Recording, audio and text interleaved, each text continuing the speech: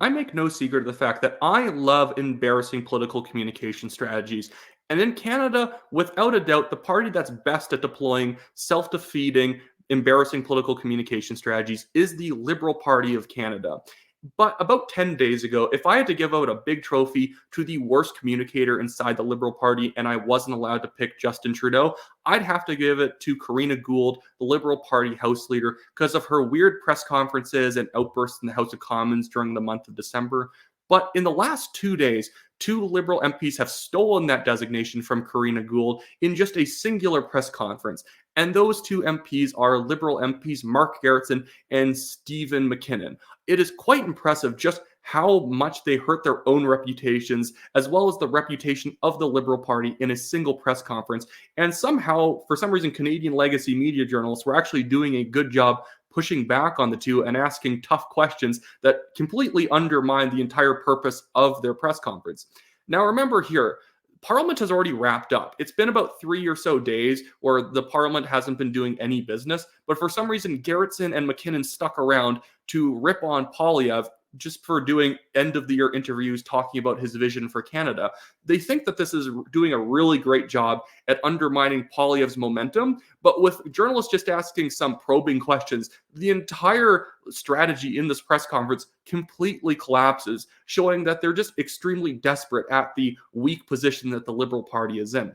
I talked about a couple of the clips of Mark Gerretsen yesterday, but there was so much more to this press conference. So I want to highlight some of the clips of Steve McKinnon, and then I want to talk a little bit more about Mark Gerretsen, because this stuff's hilarious, especially this first clip with McKinnon, where the journalist just asked if they seem desperate from even having held this press conference in the first place. Here it is. What does it say about the fact that you're holding a press conference to respond to his year-end interviews? I mean, how far back on your heels are you that you feel the need to do that? We haven't seen the Conservatives respond to any of the Prime Minister. What it says is that we have confidently, for 4 months in this House, put forward plans, specific plans, detailed plans on everything that I just talked about. And yet he's getting under your skin. And Mr. Poilievre arrives with these tropes and these slogans and doesn't manage to get questioned at all aggressively about his specific plans to improve the lives of Canadians. What's your issue here? That he did some friendly interviews?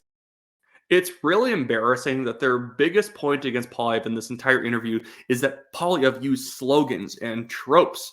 And I'm going to show you in another clip. Mark Gerretsen cannot, maybe I won't show this clip, but Mark Gerretsen couldn't actually justify why it's bad that Poilievre has not released a platform yet, when a reporter pointed out that Trudeau, when he became the Liberal Party leader in 2013, also never released a platform until the 2015 election. So their entire point makes no sense. And again, it is absolutely true that when Parliament's wrapped up and you can go back to your families for the holidays, and these two are still sticking around Parliament and won't shut up about Poilievre, it demonstrates that they're like desperate and sweaty to land a blow on Poilievre, and they just don't have any ammunition to fire at him. It's the old adage that when your opponent's making a mistake, you don't interrupt them. And the reason why they're trying to interrupt Poilievre is not because Poilievre's making a mistake, it's because they know that Poilievre is succeeding and they're trying to derail his momentum. It's not working whatsoever. But in a second, I'll get to Mark Gerretsen's clips here, and I want to talk about him because I love Mark Gerretsen. He is easily the most desperate man in Ottawa, and it's so transparent that what he wants is a cabinet seat before the Liberal government collapses. But before that, I need to make a shameless plug because I am running for the Calgary Signal Hill Conservative Party nomination. There's other current MPs retiring. I'm running to replace him as the Conservative nominee in the riding, super safe seat. So the nomination is like the real election for the area. I'm an actual consistent Conservative. So if you live in the riding or you know someone who lives in the riding, make sure you and your household sign up for memberships and vote for me number 1 on your ballot. I don't know when the nomination date is yet, but make sure you have your membership way in advance. Based on the viewership I get on these videos, easily a few dozen of you live in the riding, because every 338 views, easily one person lives in the riding, and I guarantee I have a disproportionate viewership out west. But anyways, I want to get back to Mark Gerretsen, the sweatiest and most desperate man in all of Parliament. I don't get what he's actually trying to do here. Mark Gerretsen's personality is of a water buffalo going wild. He is just trying to make haymaker swings at Poilievre all day long, just trying to get in to the Liberal Party cabinet. And what's so ironic about what he's about to say here is he's acting like the Conservative Party has changed and become radical. When Aaron O'Toole was the leader, he was making the same stupid attacks. Mark Gerretsen is the one who keeps changing. It doesn't matter who his opponent is, he will always shift and claim that whatever their new position is somehow too far right. The man is a broken record and is constantly shifting his standards on what far right means. Far right basically means you're opposing Mark Gerretsen's plan. It is the meme of everyone slightly to the right of the Liberals is a Nazi that kind of came out of the Freedom Convoy. But here's a compilation of some of Mark Gerretsen's embarrassing moments from this press conference. We will continue to work hard for Canadians, but at the same time, we're going to continue to point out where Mr. Poilievre continues to misinform Canadians on what his plans are, because we know at the end of the day, Mr. Poilievre's approach is exactly like Donald Trump's approach from the United States. It's all about feeding in and feeding off of the emotions of people to try to get the better of them. This is why Mr. McKinnon and I think it's so important to keep, to make sure that Canadians are informed, to make sure that they have all of this information, because it's absolutely critical. It's about a new Conservative Party of Canada. It's about a Conservative Party of Canada that is more based like the MAGA alt-right Republicans that we see in the United States, like Matt Gaetz and Marjorie Taylor Greene. That seems to be who they're heavily influenced by now. Canadians are supporting. Pardon me?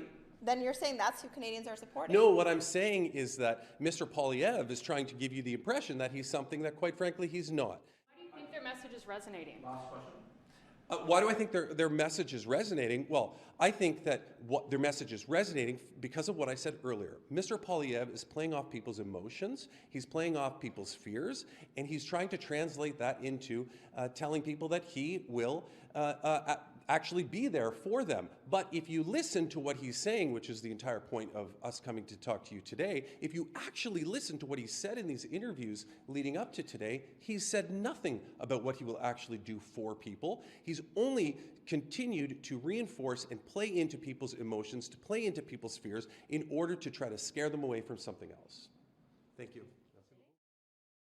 I love that little injection that the reporter made, because it's 100% true. What Mark Gerretsen was doing there, and for one thing, Mark's like, with like this information that me and McKinnon are delivering is very important for Canadians to know. They literally delivered zero information. They basically just said, Poilievre's not saying nothing, and Canadians need to know he's being empty.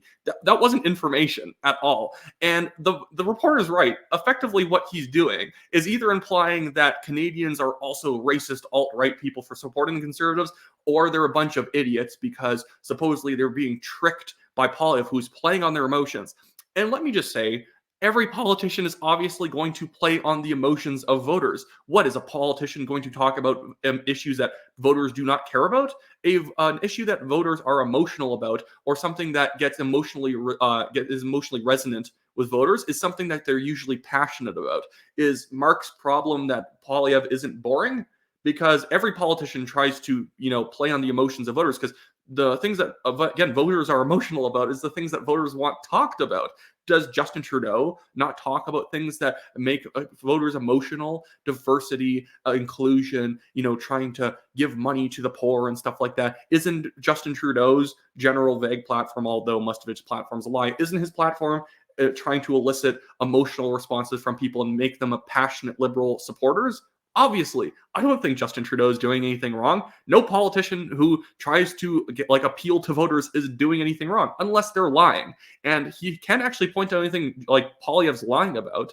And Poilievre, it's not his duty to release a platform a whole year and a half in advance of an election cycle so that Mark Gerretsen can complain about it. It doesn't matter what is in the platform. Mark Gerretsen will say that somehow Poilievre's still being dishonest, or he's not being detailed enough, or somehow certain elements of the platform are bigoted or whatever, because he did the same thing to Aaron O'Toole, the most liberal conservative leader that the Conservative Party has had probably in 30 years since Brian Mulroney.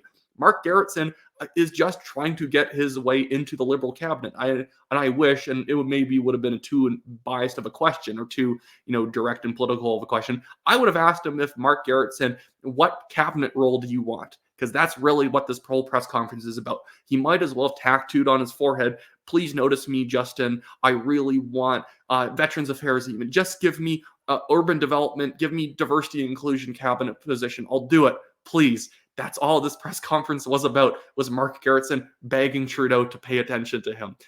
He actually is at risk of losing his seat. Not a massive risk, but Mark Gerretsen is in a very safe Liberal riding. And now the Conservatives have like a 10-15% chance of winning that riding because Mark Gerretsen won't shut his mouth and his own constituents are getting tired of him. The provincial Liberals in Ontario are a far weaker party than the federal Liberals are in Ontario, and yet the provincial Liberal in that seat has a better chance of getting reelected than Mark Gerretsen, because at some point, being a loudmouth smear merchant makes your own riding constituents hate you, because I guarantee Mark Garrison is not the type of person who's incredibly responsive to his own constituents. He is proving it here by wasting his time on useless nonsense like this, trying to attack Poilievre for things Justin Trudeau literally does, and that is not wrong for anybody to do. Regardless, this was a record-breaking press conference at the end of the year, the most useless, embarrassing press conference I had ever seen delivered. So I guess we can give Mark Gerretsen and Stephen McKinnon a big pat on the back, because they have definitely made my Christmas with this little clip show that I got to watch today. But other than that, I have my Give, Send, Go link in the description of this video below. I'm being sued by a billionaire. I'm winning that lawsuit, but it's cost me over $25,000 to fight this completely frivolous defamation suit. They have no evidence that myself and TNT did anything wrong or reported anything unfactual. The article they're taking issue with, the only reference to the man suing us was based off of Globe and Mail reporting that was already previously out, but he's only suing us because he thought we wouldn't be able to defend ourselves, unlike what the Globe and Mail would obviously be able to do. So I'm probably going to win this, but any money you can contribute does help me out, defend myself and pay for my legal fees. And other than that, I also have my website for my campaign linked in the description of this video below. Again, if you live in the riding of Calgary Signal Hill, buy a Conservative membership. Make sure your family and friends in the riding have Conservative memberships, and vote for me #1 on your ballot if you're a Conservative member in the riding whenever the nomination comes around.